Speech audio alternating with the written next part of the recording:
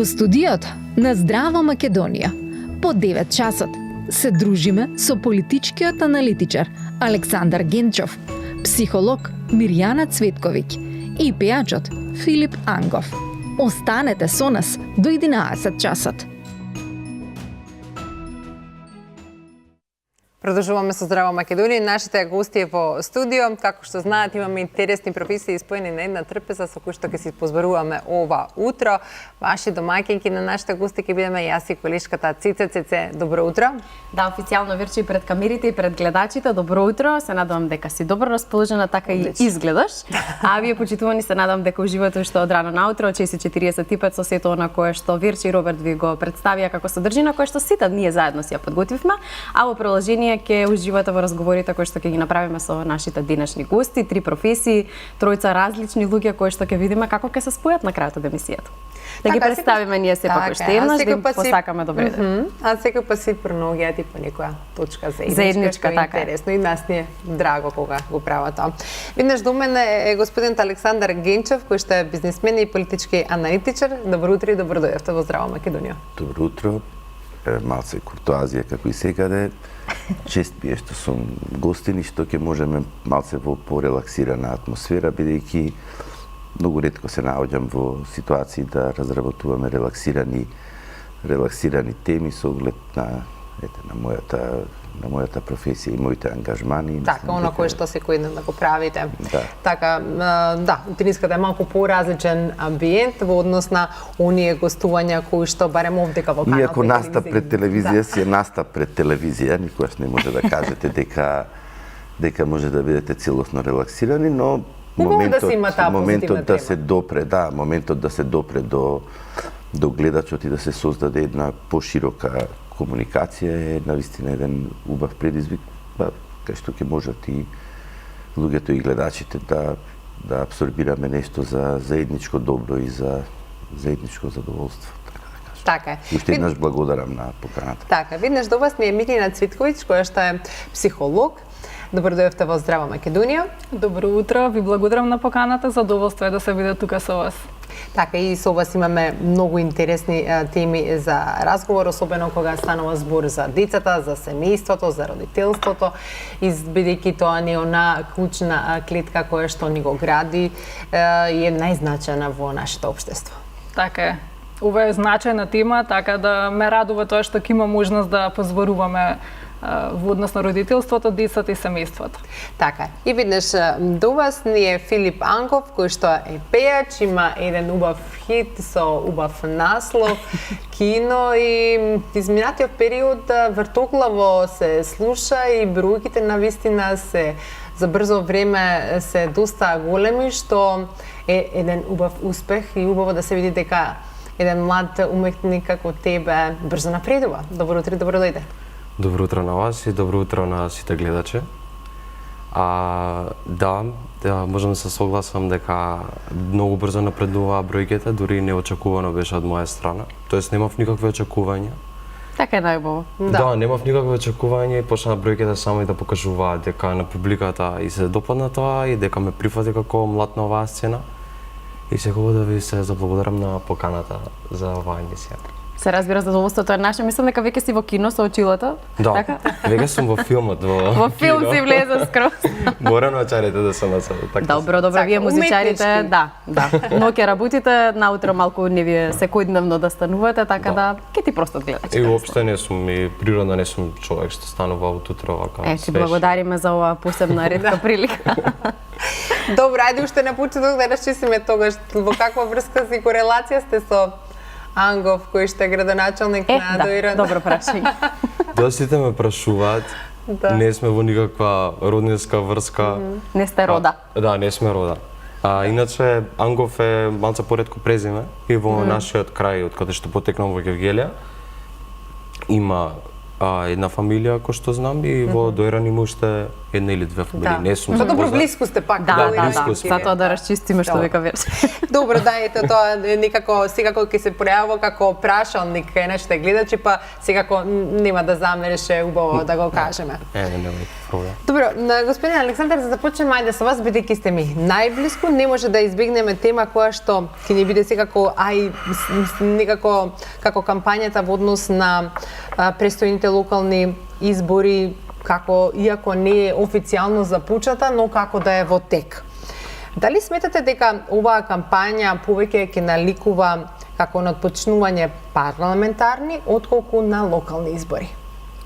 Па да, тоа е еден лајт мотив кој што често се поставува пред секои локални избори. Судирот помеѓу тоа за какви теми ќе се разговара и кои теми ќе бидат предоминантни за да го привлечат вниманието на гледачот, вниманието на гласачот, се креирањето на јавното мислење и тоа што во тој момент повеќето од луѓето, повеќето од граѓаните ќе бидат расположени да го слушаат.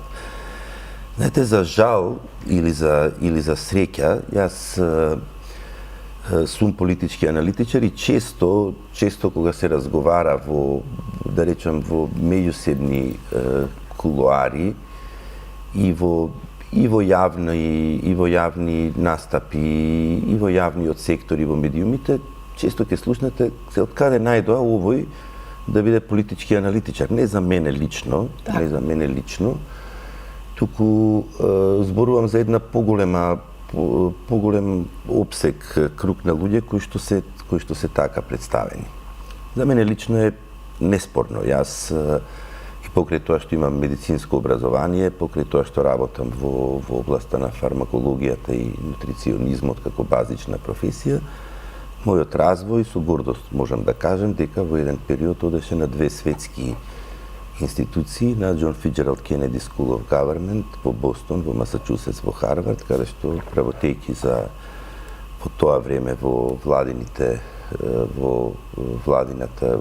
органи, поддржан од меѓународни институции, бев таму на престој директно за International Security Issues и сум бил член на Женева Центарот за безбедносна политика, така што од тој аспект можам слободно да речам, да се искажам, да ги дозволам, сигурно Канал 5 не би викала било кого. Апсолутно, само што сакав да го кажам. Апсолутно, да. Меѓутоа сакав да кажам дека што ми беше целта на излагањето, дека политичкиот дискурс и она што граѓаните сакаат да го слушнат, често се наметнува од дневни теми кои што ќе го побудат оној, да речам, внатрешен, личен политички тестостерон, кај што ќе можете да бидете поттикнати да влезете во фаза на нервоза. Видете како му кажа, видете како добро му одбруси, видете како... И сето тоа нас помалку не оддалечува од онаа суштина која што треба да... Значи, политиката е непопуларна професија во меѓусебните разговори со луѓето и често може да се каже бегај од тој дел, немој со тој. Јас лично никогаш не сум бил политичар, од еден друг сум имал, да речам, неколку обиди во младинската кариера и не бегам од тоа дека внатре партиската архитектура на поставеност на работите е главната пречка за многу млади и не само млади, туку и повозрасни луѓе, иако политиката е работа и на многу повозрасни, каде што не можеле да се искажат и да дојдат до својот квалитет. Внатре партиските архитектури, внатре партиските решетки на поставеноста на работите оневозможуваат да многу квалитетни луѓе допринесат за општеството. Јас не сакам да бидам еден од тие што се жалам, сум ја прифатил таа реалност, гледам да колку што можам и своите настапи да допринесам, а прашањето што ќе доминира тоа што ќе успеат да го наметнат партиите. Бидејќи партиите наметнуваат кадри, партиите фактички го прават 90% од изборот. 90% од изборот е завршен во внатре партиските штабови, кога веќе ќе ги истакнат кандидатите и тука веќе е граѓанската мислата на луѓе кои што размислуваат со визии, со идеи, мислата на луѓе кои што се слободни, кои што се навистина образовани. Тука веќе многу реално гледано, барем во Македонија можности нема. Значи одговорот на прашањето е дека ќе бидат тие теми кои што ќе сметаат дека политичките партии ќе ги наметнат кај нас. Сега моје мислење, одговор на ова прашање е дека одредени субјекти ќе се залагаат да ова биде вовет и во парламентарни избори и наместо да се грижиме за околината, за улиците, за подобри општини, за поубави општини. Меѓутоа тука морам и ова да го кажам. И самите граѓани, колку и да се жалиме, да се жалат, пре би сакале да разговараат за некои крупни теми. Знаете, да се осетат дека и тие знаат политика, да се осетат дека тој релативен се дел од системот, да се искаже своето его дека без разлика каде. Јас тоа го разбирам, тоа е нормален човечки порив. Меѓутоа на граѓанинот не му е многу интересно. Вие ќе кажува дека е битна улицата, дали ќе има дрвореди, дали ќе нема дрвореди, дали ќе се стави, каде ќе се паркира. И гледате и во утринските емисии, и во другите дебатни емисии, луѓето сакаат да го искажат своето политичко его. Знаете, политиката е таква специфична, една специфична психолошка работа, човек може и председател на влезот да го стават и тој да се чувствува политичар.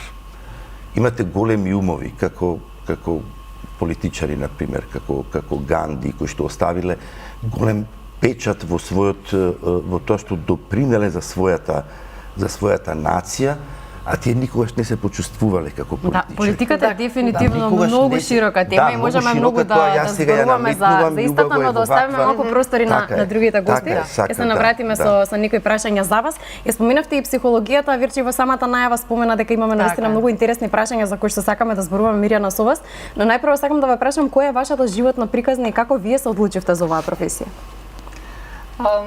Начинот да јас се одлучам да студирам психологија, односно да станам психолог, беше од една страна едноставен, затоа што психологијата ја сакав, уште можам да кажам, ја засакав повеќе, поинтензивно во средношколските денови.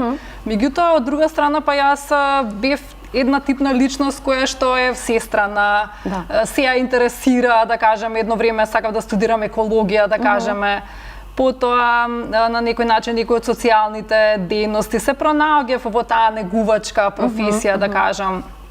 Сакавте нешто да допринесете со вашата професија? Да допринесам и на некој начин и самата примена, бидејќи е поширока, така да некако недвосмислено одлучив кога завршив средно да се запишам психологија. И навистина се гордеам со тоа, односно увидам дека се направила правилна одлука. Да, дефинитивно со оглед на тоа колку сте успешна во сето она кое што го работите. А сте имали некоја животна ситуација која што сте решиле откако сте станале психолог? Бидејќи сега можете да ги погледнете работите со други очи, може?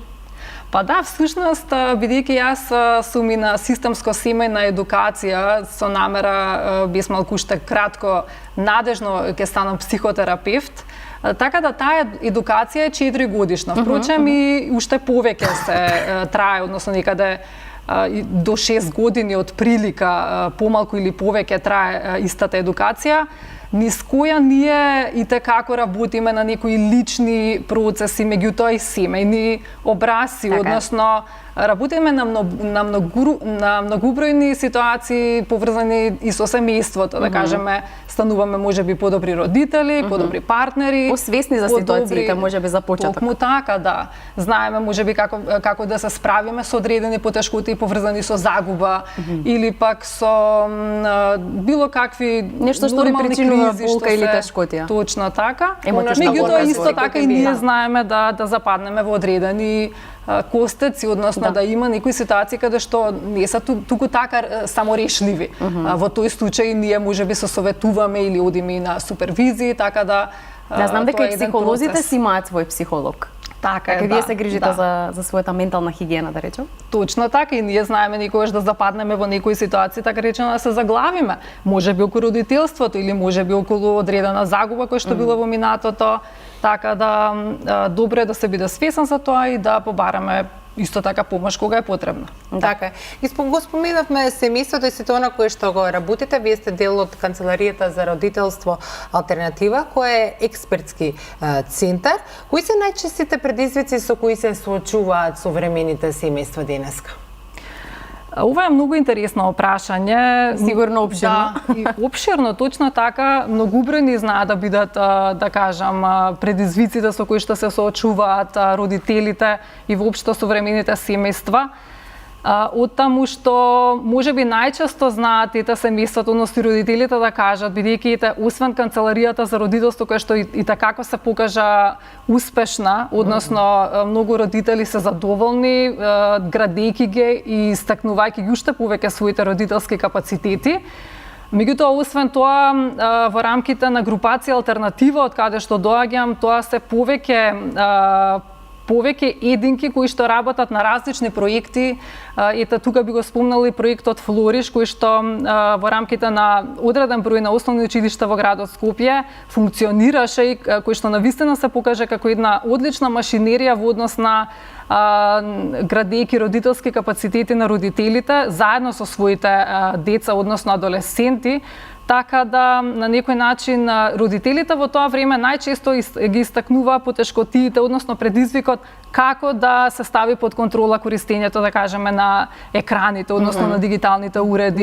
Тоа некако доста често го истакнуваа како предизвик, да кажам. Ете, еден од тие предизвици е ова што го спомна, значи дигитализацијата, односно и не само за децата, впрочем и за возрастните. Тоа е како една дигитална епидемија, каде што впрочем сите ние на некој начин сме и зависни од уредите. Освен тоа би спомнала дека некако современото општество постојат докази дека и разводите се во разводите на брак се во подеме. Сега, што значи тоа, да кажеме? Предизвик е како едно посродителско, а понатаму едно родителско семејство ќе се прилагоди на тие промени што самиот развод ги носи и емоционално, и економски, и финансиски и така натаму.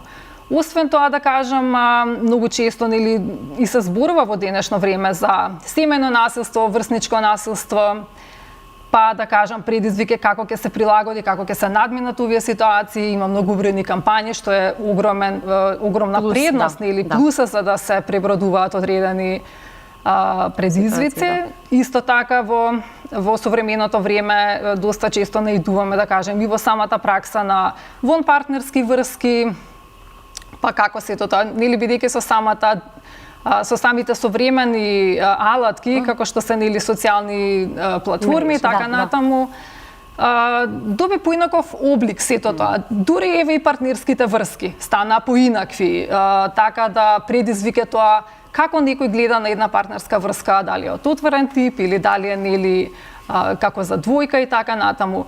Предизвик исто така може да се спомне и процесот на индивидуализација. Некако во поновата ера многу млади, односно еве кога едно семејство ќе дојде, ние тоа го викаме во системскиот пристап во лансирачка фаза, односно кога веќе младите возрастни некаде наидуваат на отприлика нели над 18 години, па до 25 или 30 години. Од нив се очекува да стапат во одредена партнерска релација. И сега доста често нели младите да одлучат да бидат сами, нели да не бидат во врска и сето тоа е нивно право што се вели. Меѓутоа некој ќе спомене дека нели тоа може би е одреден предизвик, кои се предности, кои се недостатоци и така натаму. И може би за крај, извинете, може би и преопширна, не, слободно ви објаснете. Доста чести се и денеска зависностите од психоактивни супстанции, значи болестите на зависност или пак евентуално коцкање, алкохолизам. Така да Затоа сега навистина сакам има да кажам, не во многу... зависност само во опијати, во смисол, туку зависност е и коцката, зависност па и уредите не се зависни Така. значи социјалните Да. мрежи, алкохолот, цигарите, тоа е Знаете како еден вид на викаат, Дањето кај некој Да. е зависност, единствена позитивна зависност, што велат да се умеш. велат Иве, она што е важно е дека се она што причинува задоволство може да доведе до зависност. Да. Така да исто и тоа треба да се има во предвид. Да. Убаво фала. кажавте, кога сме кај зависностите, да зборуваме за убава зависност, за музиката. Тука ние, Филип, имаме едно видео кое што сакам да го погледнеме од тебе, бидејќи неодамна, односно викендов, настапи на The Fest. Да. Па Иве вака примерно ексклузивно да погледнеме како се представи таму, а потоа ќе се вратиме на твојата нова песна. Може. Ако се вика мене пази се, вечер покажи се, знам ти го сакаш тоа да се покалиме. Ако те бара он, ти само кажи не, вечер си тука и за ништо не се срами не. И правим ково кино, втор пат се не го гледа, како црвено вино, добро дојде штета. Што си таква кони, а мене пак не ми смета, да лаже и стои, дури у очи ме гледа. да. Да, па нормално, првото прашање е како помина на The Fest. Првото прашање во 9:32, добро. Повели. The Fest беше одлично искуство за мене. До сега не сум настапувал На фестивали? Па сум Мислам настапувал, на вакви но... некои Да, случаи. искрено The Fest е доста Посета настан, Познато, да. да. Да, И познате, да, Да, веќе со апсолутно. години. така што... The Fest во Дојран, да не настане забуна, бидејќи има и во Штип колку Да, што оваа знам. година Да, имаше. од оваа година. Од оваа година, да. Ама сепак сметам дека нели во Дојран што беше, Дојран си има една традиција посебна. Така. Да. Каде што секоја година јас сум бил како во публика, нели? Гостин. Гостин. Е, оваа година ми се пружи шанса да настапувам таму. Немав долг настап, само ја испромовирав мојата песна. Имаше поддршка од твоите. Дојде од Гевгелија. Да, сите беа таму. Направивте гужва малку. Најблиската публика, мислам најблиските луѓе што ги имам пред мене беа сите наредени буквално. Беше многу топло, тоа морам да признам. Не. Нема шанс. Гевгелија и тој дел Дојран, посебно Без разлика, температурата. мислам дека тој дел е секој пат доста потопол од се она, сите оние други делови кои што ги имаме низ зимето, но особено ова лето е навистина жешко. Да, многу топло. Ја очекував дека во Дојран ќе биде малце поладно, нели дека има езерце и ќе биде попријатно. Бевме во топлотен бран. Така да Се осети таа мала разлика, се осети таа свежина од езерото. Ама тука каде што настапував немаше езеро и беше многу топло. да ги поминеме оние формални прашања со кого работеше на песната Кино, а потоа сакам нешто да те прашам за твоето животно приказ. Со песната Кино, за песната Кино работев со еден млад и многу добар продуцент Андреј Ник. Да, во последно време многу истакнат и популарен и пред да стане толку популарен дека го снимавме. Извини што те прекинав, да, повели. Одлична соработка. Имав ја тука удел во песната како идеја. Тој ја реализираше таа идеја во нели текст, музика и целиот тој процес. Одлична соработка. Во скоро спремам уште многу други проекти. Да не застане на ова. Да не застане нова. Мора да се работи. Има многу прегледи твојата песна, како што каже и Да. Верче, баш се изненадивме вчера кога ја подготувавме емисијата. Ќе слушнеме се разбира песната на самиот крај. Рековме браво, нов артист, млад, сериозно висок број на прегледи за нашиот Краток период. Да. Па реално не да кажам јас или да се фалам за мојот проект, но Еве, ние еве така Андреј, не, сакам да фала ти стварно, фала ви на сите.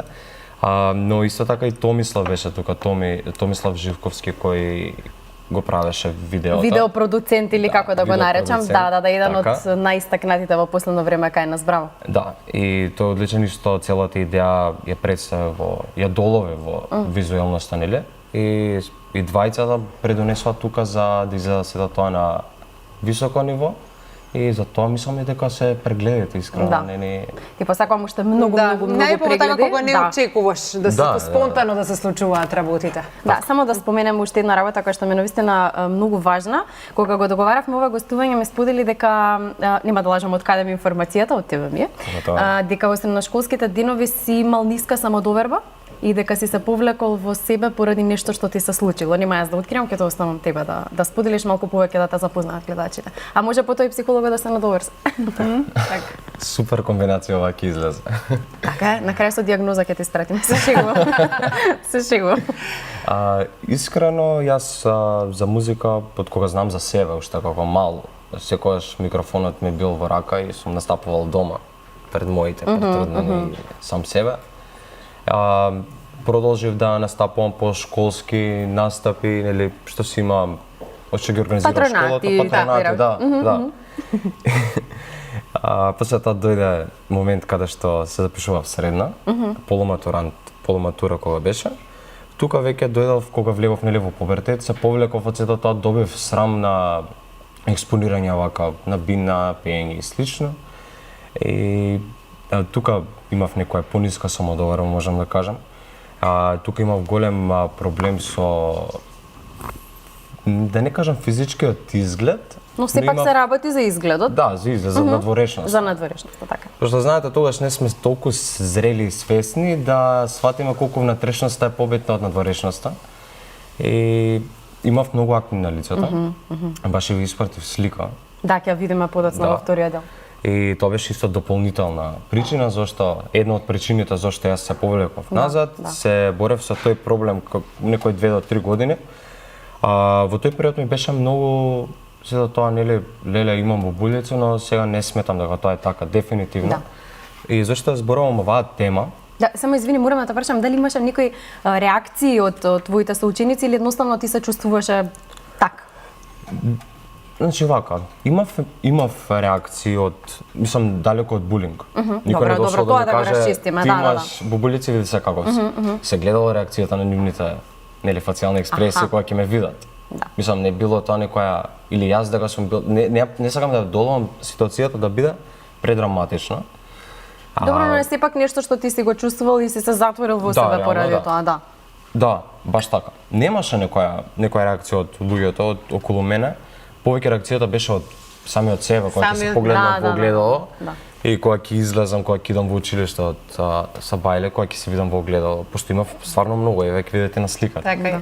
Мире, највеќе сум да се надоврзам. Често пати луѓето сами си увртуваат нешто во глава. Прво би честитам на храброста вака, многу млад човек со една визија.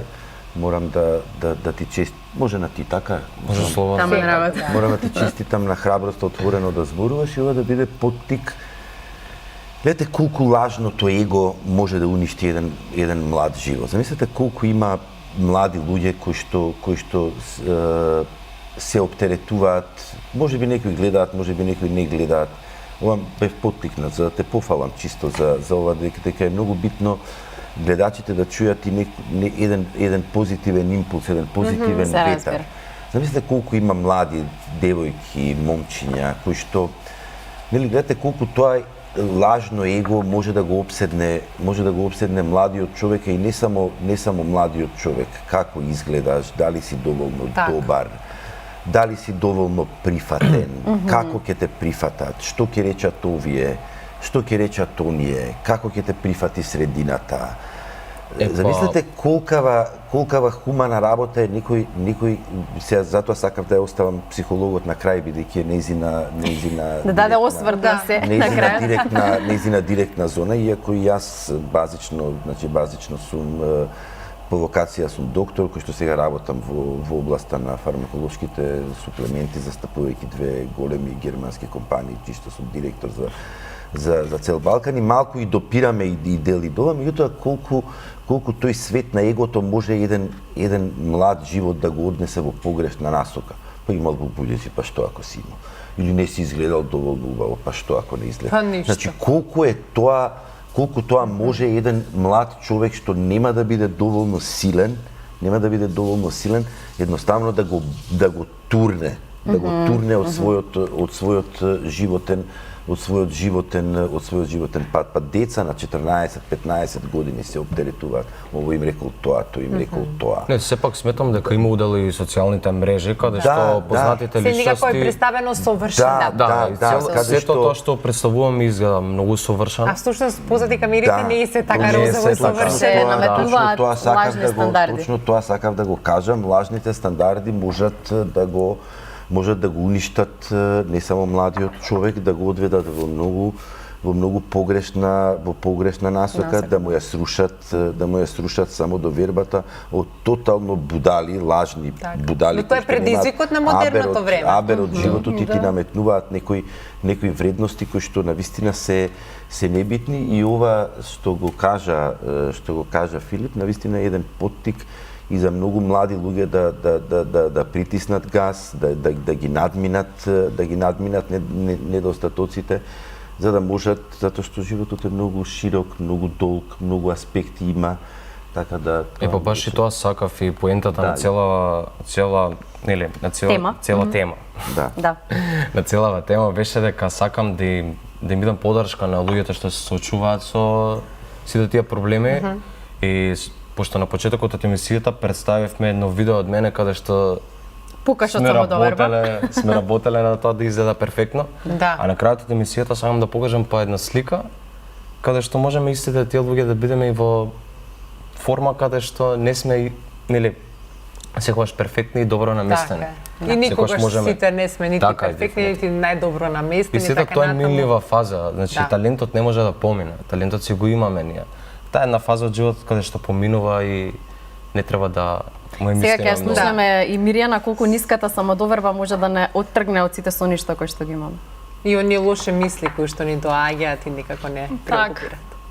Во однос на самодоверба, во однос на поимот самодоверба како таков, сите луѓе може да бидат да имаат различна самодоверба, односно една индивидуа дури да биде посамоуверена во одредена област, да кажеме некој сегмент од животот, а пониска самодоверба во друг сегмент од животот. Например, во училиште да пројавите како добра самодоверба, одличен училишен успех, одлични релации со другарите и слично, меѓутоа од друга страна, кога ќе се спомнете можеби при настапите се покажува пониска самодоверба. Меѓутоа кога зборуваме за јавни настапи, тоа е една огромна стресогена ситуација, бидејќи нели кога ќе се каже цела Македонија те гледа или цел свет те гледа. Притисокот е малку голем. Притисокот е голем што не постои живо суштество кое што не би било анксиозно или под стрес да е. Така да нормално е самодовербата тука да биде пониска. Но и тоа се вежба, нели, со тек на време. Јас и Филип додека и чекавме да нели кратко поразговаравме во однос на тоа дека нели па ете колку често и повеќе настапи би имало или колку повеќе ние излегуваме и пред телевизија, тремата се намалува, односно самодовербата се зајакнува. Е сега во однос на ова што исто така го спомнавме за нашиот изглед и како има влијание социјалниот притисок, односно ние како индивидуи уште од најмала возраст што гледаме, особено идете во адолесцентскиот период, рана, средна или доцна адолесценција, се додека пред се гледаме на телевизија, односно на социјалните медиуми, да кажеме, совршено лице или измазнети делови од телото и така натаму. Тоа знае да створи фрустрација кај младата личност. И обратно, сега радува фактот што многубројни реклами се заснуваат на тоа да не се цени убавината според тежината или бојата на кожата или колку е кожата мазна и прекрасна и слично, туку според самодовербата. Така да многу кампањи има и реклами каде што покажуваат самоуверени млади или возрастни, независно, без разлика на изгледот, дури и лица со одреден физички хендикеп, да кажеме, или пак говорен хендикеп и така натаму. Така несовршена кожа, несовршено условно кажано тело, облини и така натаму. И сите тие се убави. Значи тоа треба да се што повеќе да се пројавува, да се рекламира и да биде застапено прилично доста во социјалните медиуми, за да би секој еден човек се чувствува подобри, посамоуверено. Да, и реално, пореално. Дури кога недостатоците ги покажуваме и ги прикажуваме со самодоверба, стануваат на еден начин убави. Не знам. Така е, Морам уште малку добронамерно. Само уште една секунда лузната ми да дадете. стане секунда, зашто мораме да Значи, одиме со реклами. ова е многу интересна тема, дури еве гледате, овие емисии зошто се вредни, одат во насока каде што доаѓаат разговорите. Од друга страна и не треба да се промовира негрижата за себе. Сега малце ќе бидам ќе ми дозволите малку да бидам сега да речем да бидам куртуазен и да ве пофалам и вас двете и вас посебно. Пример, никогаш не сме зборели, вие сте биле мис.